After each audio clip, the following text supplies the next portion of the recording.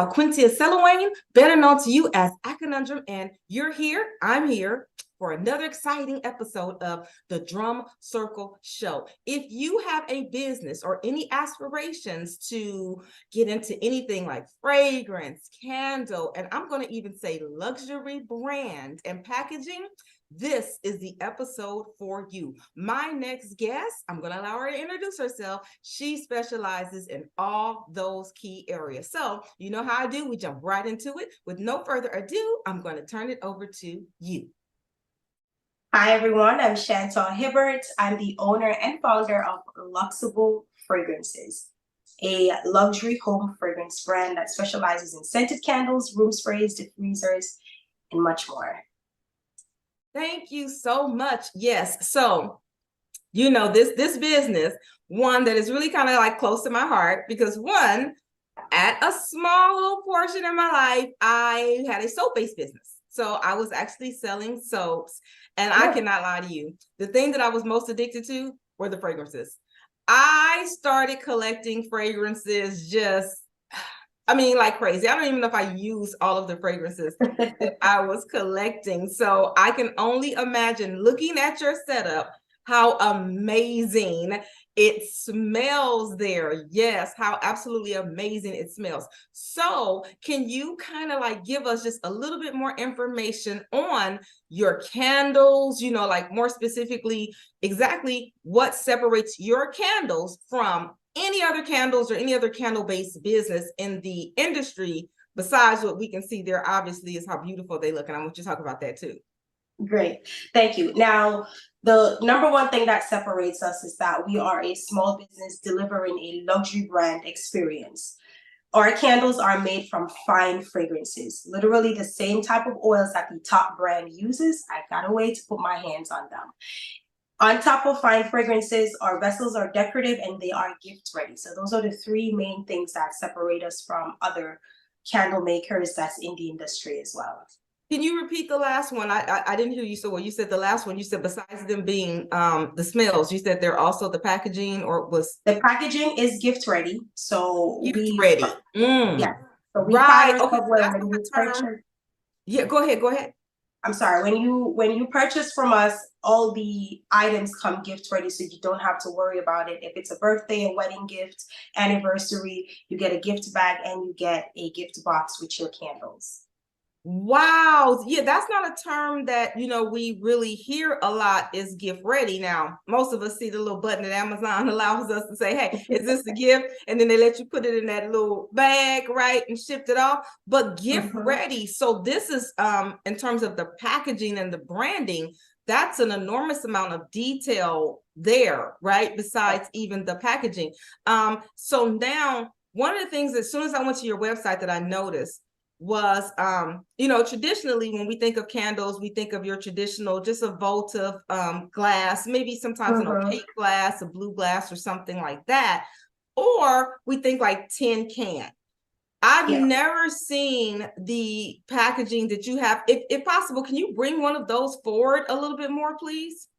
Yes, is the packaging or the candle itself? Both, yes, all of that. So this is the packaging. Yeah, and it has the gold details of the lockbox, and we have our brand color on the inside. And this is cohesive across all of our packaging that we offer with our other products as well. As for the candle,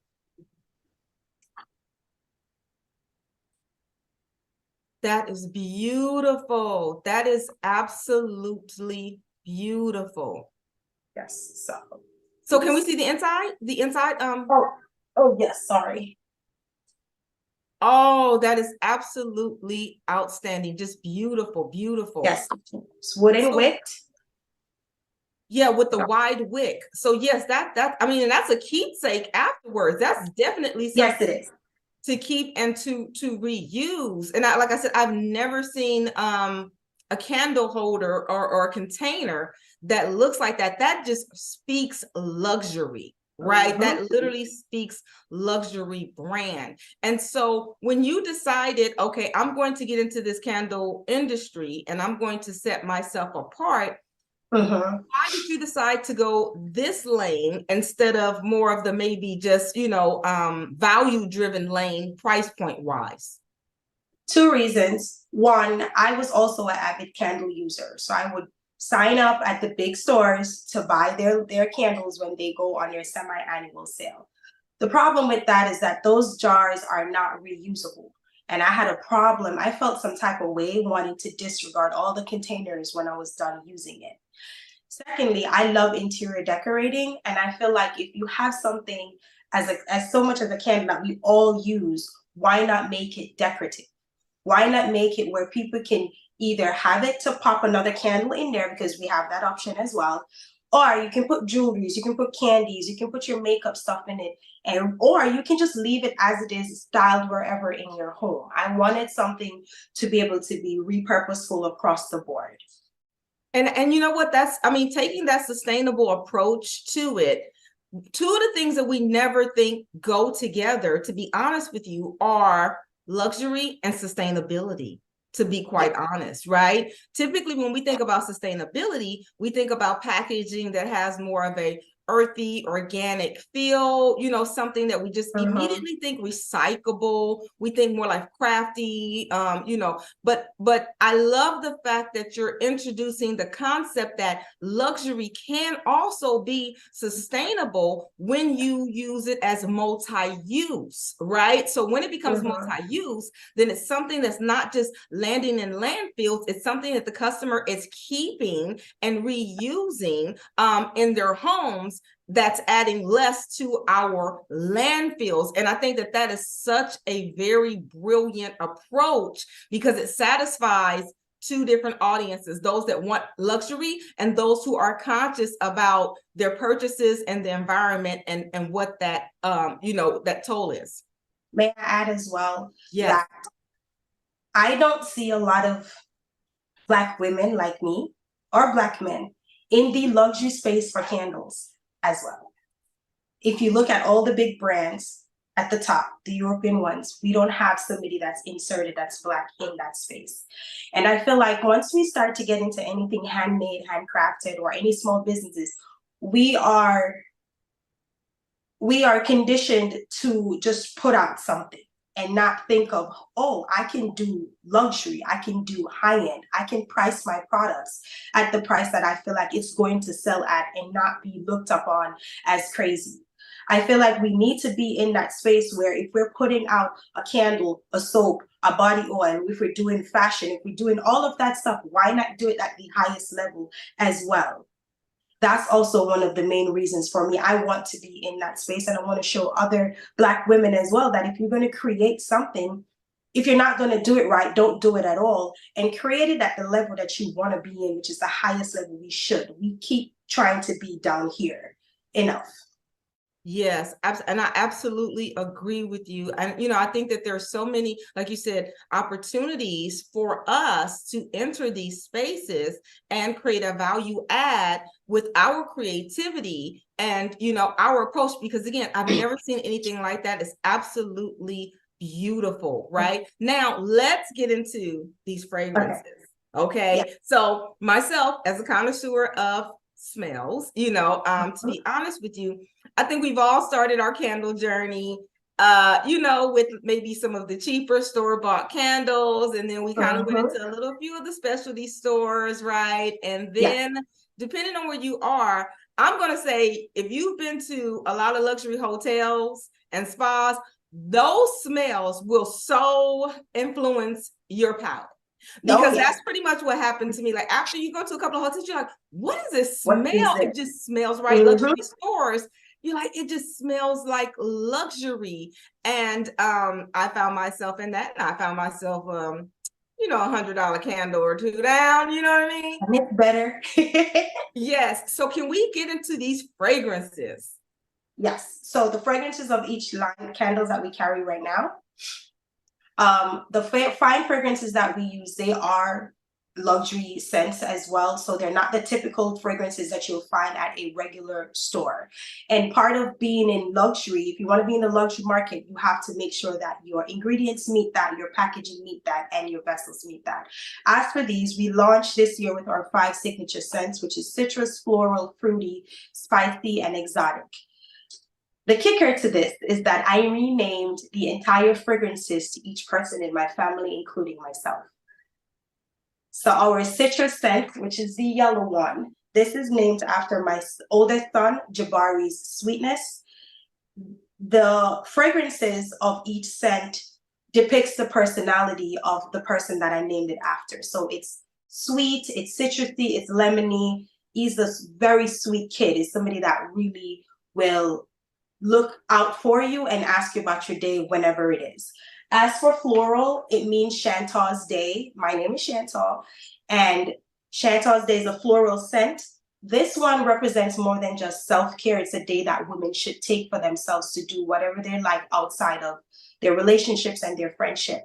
Remains Love, which is this one, is my husband's name, and it's dedicating to Black men and Black husbands, is being there for their wives and their children, being a protector and a provider. And one of the reasons I'm able to pursue this dream is because I have his support 1000%. Jadani's Laughter, my youngest son, who he's such a sweetheart. He's nonverbal and he has developmental delay. One of the things with him, and if you know any children that are on the autism spectrum, they will burst out laughing just randomly. And at times when I am feeling at my worst and I hear that laughter, that's what helps me get through it. So I wanted to name that candle after him. And then the very last one, which is Adosa's Benevolence. This is our fruity. This is named after my mom. I grew up in the islands. She grew up in the islands as well. And benevolence means kind. She is the kindest, sweetest person that I know. So that is I love that. I love that you infused so much. I mean, that just speaks of the love. That speaks to me, you know, in terms of the why and the passion that you placed into this and the intention. And I also noticed a similarity that we've shared. So okay. When I got into the soap business, I actually got into it because I had created a lock hair-based product. And I wanted to have different scents. So it was an oil-based product, very simple, just oil-based, and it had different scents. So when I did my research on, you know, what scents, you know, what could I come up with, I decided that there was not going to be one universal scent to match all of the amazing personalities. So what I found in my research was that there were 5 tones that each someone could fall into in terms of a category. So the tones that I identified were citrus, right? A lot of people love anything that is citrus based, grapefruit, lemon, you know, lemongrass, anything like that. So it was citrus. Also identified earthy, right? So I'm looking at your, you know, going across earthy, those are your patchoulis and your sagey and your, you know, yes. So that was my more masculine scent, right?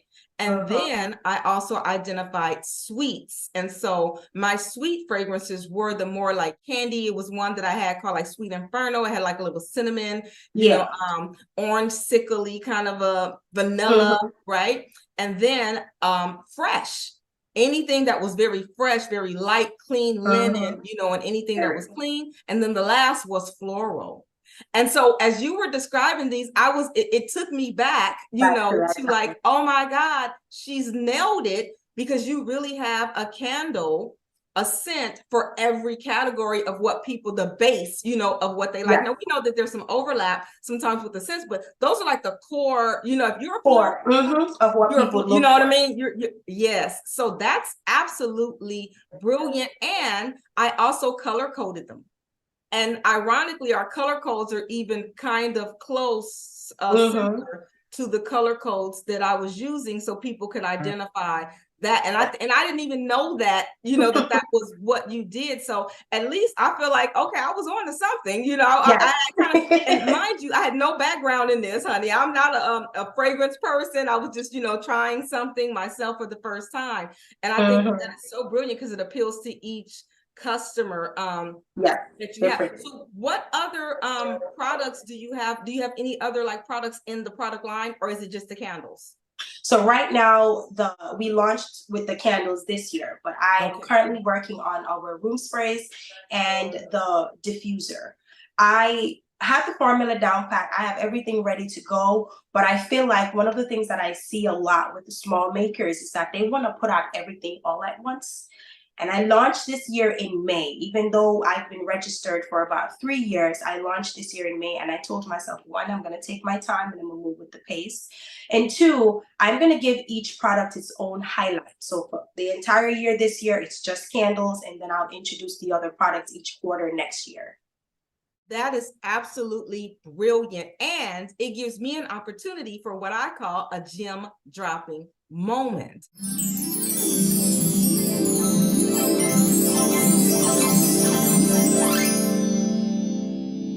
Now, as you guys just heard, when she mentioned starting off, but not going full scale with your product line. Why? Because whenever you're a new brand, people are having to get to know you and understand your brand, just like you get to know a person for the first time. So they're getting to know your brand's personality. They get to know your work ethic. They get to know, your fulfillment process. And if you are exactly who you say you are, when you give them that opportunity, you want to make sure that you're not overwhelming them.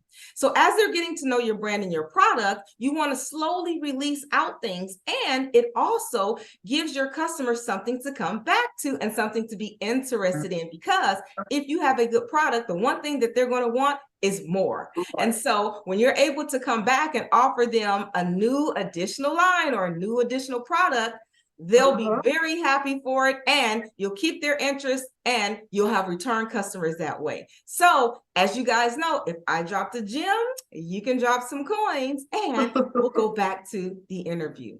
So yeah, I think that is so brilliant, so smart.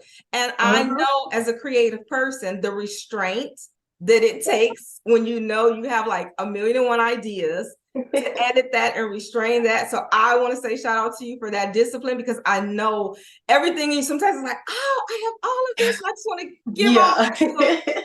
And so you don't. And so that is awesome. And that also goes into what I want to speak about too, because you just said right there, you identified something that is a weakness in a lot of, small brands that they sometimes don't listen to or adhere to.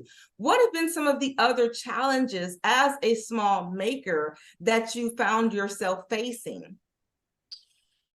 I started doing vendor markets this year. So about a month after launching, I started doing vendor markets. I didn't quite do my research, which I urge everybody to do that. Before you get into anything, make sure you kind of figure out what you're getting into. And I started locally with my city. Now, what I noticed is that I did 3 events, and I had maybe 4 more scheduled. And the 3 events told me, or the data that I got from that was not my target audience. Like, even though locally where I am, I'm like, okay, my city is growing, the town is growing, but at the type of products that I am selling and at the price point that I'm selling my candles at, where I'm living is not my target audience, which means that I have to look outside of the boundaries of where I'm living. So sometimes we can place ourselves in a box and we decide to stay in that box. But if we just step out of it and create your own, it will be easier. And I'm going to give you an example. Once I realized that this is just not going to work, and it was hot, like this summer was treacherous. So there's a couple things too. I also decided not to sell during the summertime for like candles. So like next year, I would probably focus on another product, which is not candles. But what I did was I started to look for leads that I can I can go to my target audience rather than me waiting to see if these events is going to have my target audience. And the way I did that is to go to like the luxury. I live in Florida. There's a lot of luxury communities here.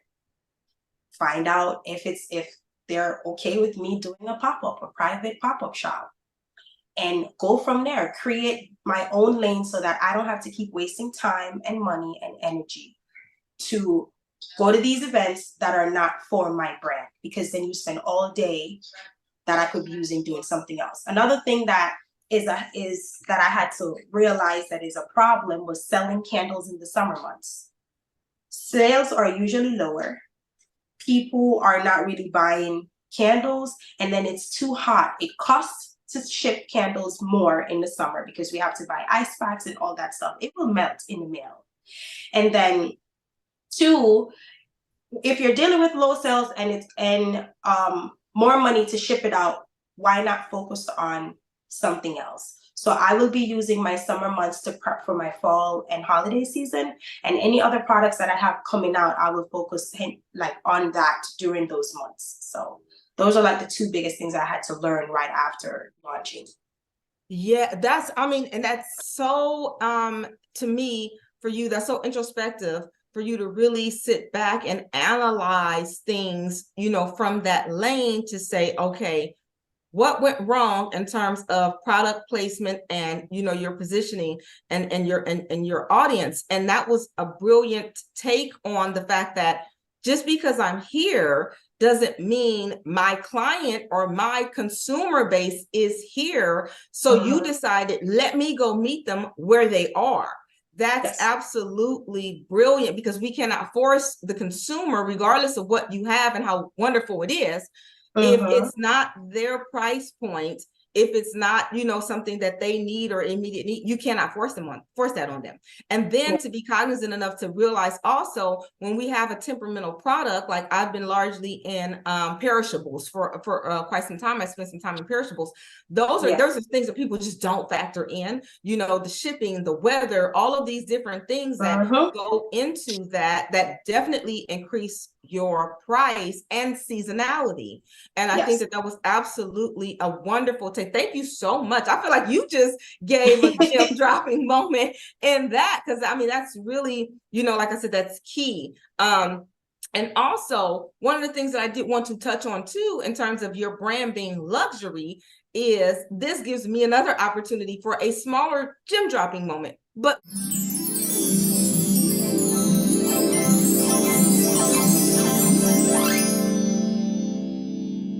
and that is, when we focus on becoming a luxury brand, a lot of times people simply think adding a higher price point makes it luxury. That's not true. One of the easiest ways to find yourself disappointed is trying to have people feel like they're being overcharged for something. So how do we cross that chasm of actually being luxury? You have to do your due diligence into that luxury. But one of the telltale signs of luxury branding when it comes to product is going to be the packaging. Packaging is so informative of quality and the cost of goods. So one of the things that you'll notice is, like a little secret, that branding. You saw that beautiful box, your beautiful box that the candle comes into. When people have to actually have an experience opening, that automatically for them indicates luxury. So on the front of your packaging, you have a lock there. Oh, and it's beautifully placed in as a graphic. So there's the lock there and the detail that automatically speaks luxury. Then when they open it and they see the candle, so now not only do you have a candle which comes in a container, the container comes in a container, which is a luxury container. And when that's shipped to you, that comes in a box. So this is an entire experience with the unboxing. And people don't realize that unboxing psychologically triggers luxury, because when people feel that you spent that much time and care to the outside of your product, their brain automatically gives you the benefit of the doubt for what time you spent on the inside of the product. I want to add to what you're saying. When I ship each order, so most luxury brands, all of them, as a matter of fact, they give you a gift bag, and the gift bag is placed in the box like this, folded, right? Yeah. I don't do that. I actually ship your candles When you get your box and you pull it out like this. That's how each and every order is shipped.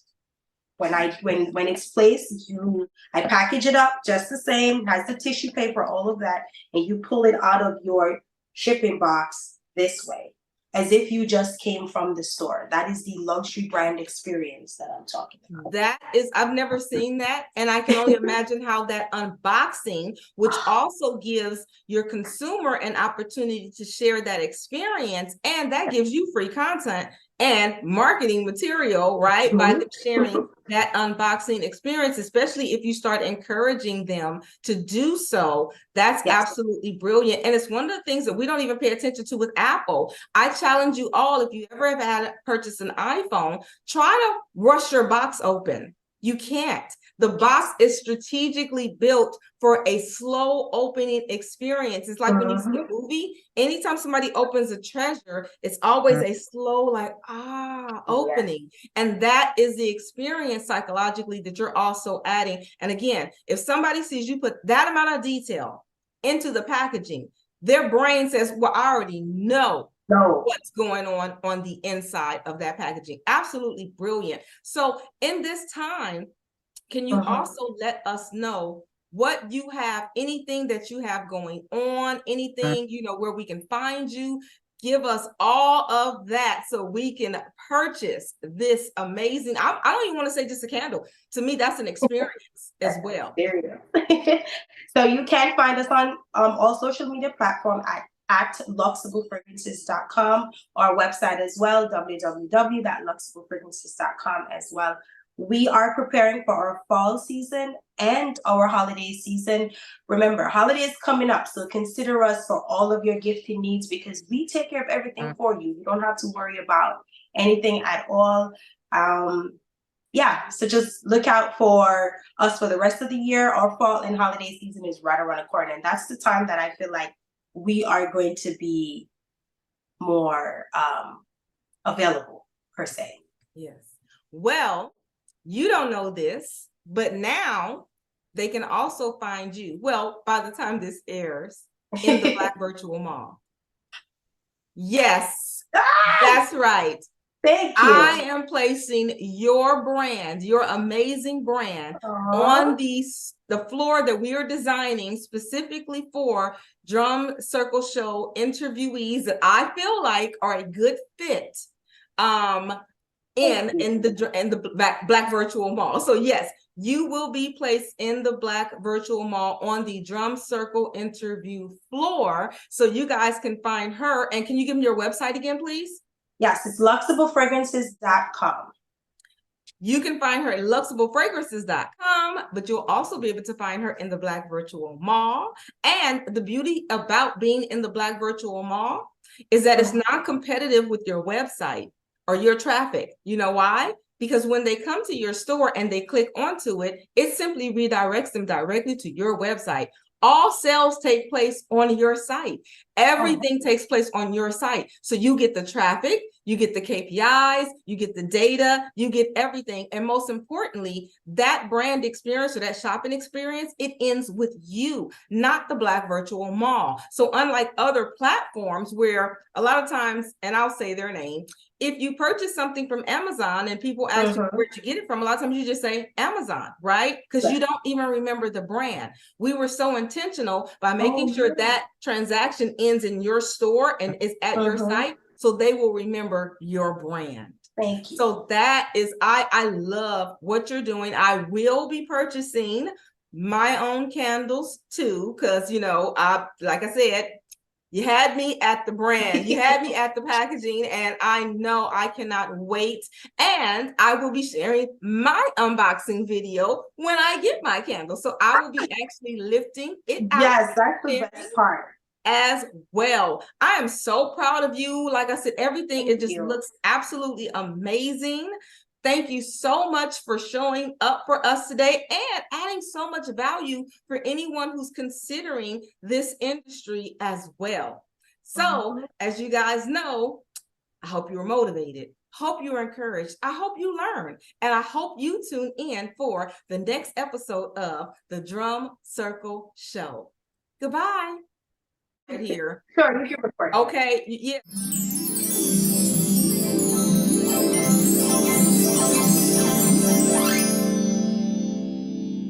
Right here. Sure, you can record. Okay. Yeah. But like you said, so you were just speaking to like just getting into the luxury market, that you have to study that market. Yes. So I wanted to, when I decided where in the pool of the game I wanted to be, because let's face it, right out of the pandemic, everybody was doing something. I think candle making became like wig making, like when everybody was selling bundles. So I decided I wanted to be in the luxury space. And in order to be in the luxury space, I was like, what sets luxury brands apart? When I'm gifted with something nice from Louis Vuitton or wherever that my husband gives me, I keep the packaging. So I went on their website. I pulled up the big brands for candles, which is like the Trudon, the J. Malone, the Diptyque, the Le Labo. I pulled all of them up. I looked at their website. I looked at their product placement, their images, their description, their About Us page, like every single detail. I left the website, went to their social media. I read the reviews. I read the comments. I read the description. I looked at every single thing. And then, if I'm able to, I visited a lot of stores that also carried their products, so that when I got into the stores, I could smell it. I could see what the packaging looks and feel like. I went on YouTube, I watched unboxing videos, and I put all the things that I saw that they all did in common, and then I also made a tally of what they didn't do. And one of the things I noticed they didn't do was the way how I am shipping my products, which is you just pull the bag out of the box. Nobody's doing that. I'll take credit for it. But I really wanted to make sure that not only that I'm asking for the price of luxury, but don't ask somebody to pay for a price that is considered luxury and your product doesn't meet that. To me, you need to have integrity. Make sure your ingredients are where it is, the packaging, the vessels. You're giving somebody quality. To me, a handmade as well is already quality, but if you're going to ask for a price, make sure your product meets that price. But if you want to be in certain spaces, you have to study your competitors. And that's what I did. That absolutely brilliant. And like you just said, it was already there for you. There's people who had to figure that out.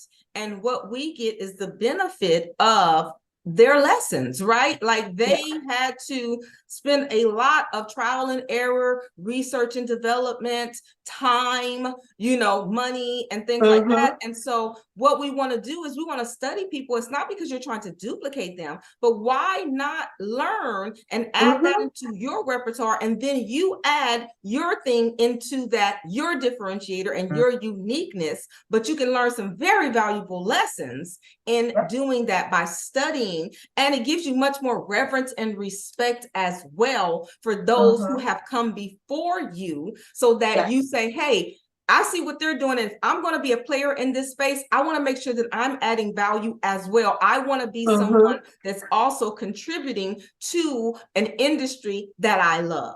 So I love the respect and the reverence that you've taken to this industry. And again, like I said, I cannot wait to try it. And so for you guys, I want you to know, we were done with the interview. I had to actually clip her back up because she was just going. And I said, oh, no, wait, we got to press record. So this is a bonus gem dropped from Luxable Fragrances. I'm sorry. This is a bonus gem dropped from Luxable Fragrances. So thank you so very much. And again, I hope you win. Thank you so much. Thank you.